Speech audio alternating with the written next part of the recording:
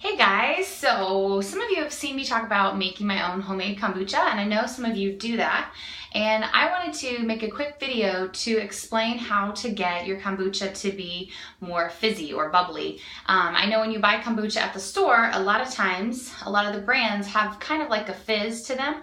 And so I've been experimenting at home on how to make that happen. So I did some reading, and basically when you brew your kombucha, if this scares you, you've never tried it, it's super easy. All you have to do is boil a gallon of water, throw in 10 tea bags, and it needs to be some kind of tea that has caffeine, whether it's green tea, black tea, whatnot. And so then you have a SCOBY, which is basically a kombucha starter. You put it in the jar when the tea has cooled to room temperature. Oh, also you mix a cup of sugar in your tea. So you have your kombucha. You let it brew. Now for me, I've gotten the best results to accomplish those bubbles by brewing my kombucha at least 2 weeks. So when you brew it the first time, it's in a big jar and you just cover it with like a cloth. And I cover it with a cloth and just a little rubber band so it stays in place. And you want it to be kind of like in a warm, dark place. So I put it in my husband's office, which is where we don't have the air conditioner all the time, so it's warmer. And I usually just make it in the warmer time of year.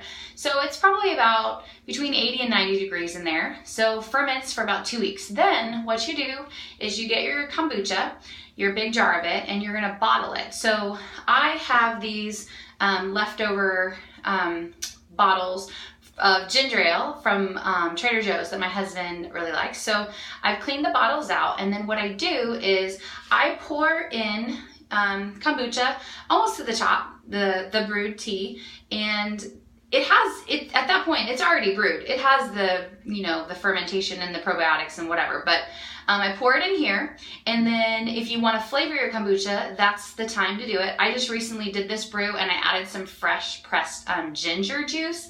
And let me tell you, this is my best brew yet. It tastes amazing. So anyway, you can add some juice, like fresh juice like that, maybe lemon juice, whatever you want. And then what you need for the second fermentation is basically another like sugar source for the cultures or the brew like the secondary brew to happen. So what I've been doing is putting in like a tablespoon of fruit sweetened like jam. So I just buy an all natural jam that's made just with fruit. You could put in extra sugar, or you could put in some pieces of fruit. I've tried dried fruit. I've tried a few different things except for the sugar because I don't really want to put more sugar.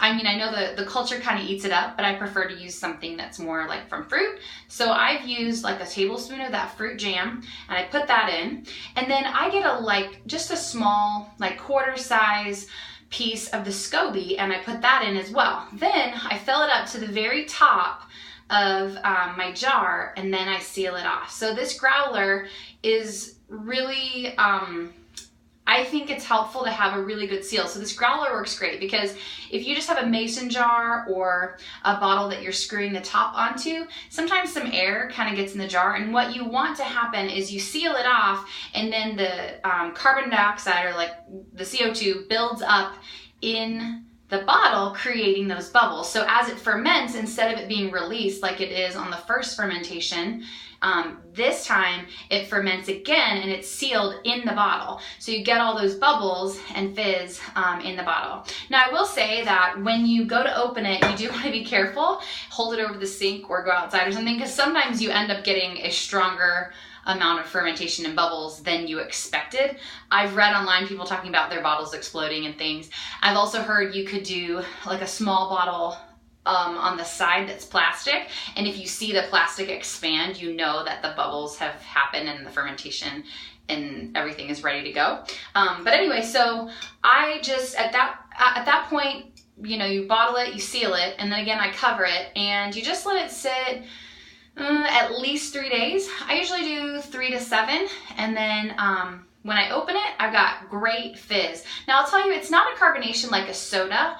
It's more like if you've ever had like a beer on tap, or like the nitro brew coffee.